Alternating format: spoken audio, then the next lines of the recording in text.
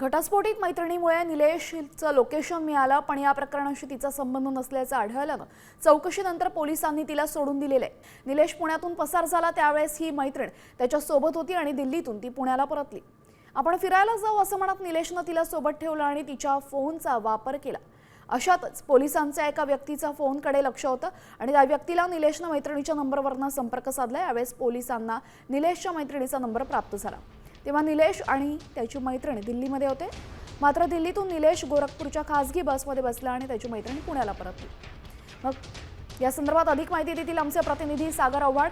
निलेश चव्हाण प्रकरणासंदर्भात महत्त्वाची अपडेट समोर येते। ज्या मैत्रिणीसोबत त्याने दिल्लीपर्यंतचा प्रवास केला तिचा या प्रकरणाशी संबंध नसल्याचं समोर येते, काय अधिकची माहिती आहे?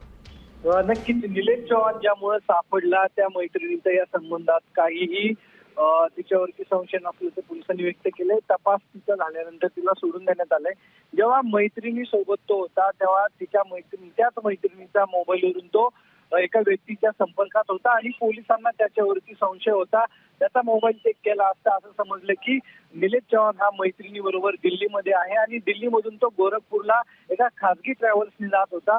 पुणे पोलिसांनी त्याचा शोध घेतला तेव्हा खासगी ट्रॅव्हल्सचं सीसीटीव्ही जे आहे ते समोर आलं आणि त्यामध्ये निष्पन्न झालं की ती मैत्रीण तो दिल्लीमध्ये उतरला आणि नेपाळच्या दिशेने गेला आणि ती मैत्रीण जी आहे ती ट्रॅव्हल्सनी पुन्हा पुण्यामध्ये आली। धन्यवाद सागर, आपण दिलेल्या सविस्तर माहितीबद्दल।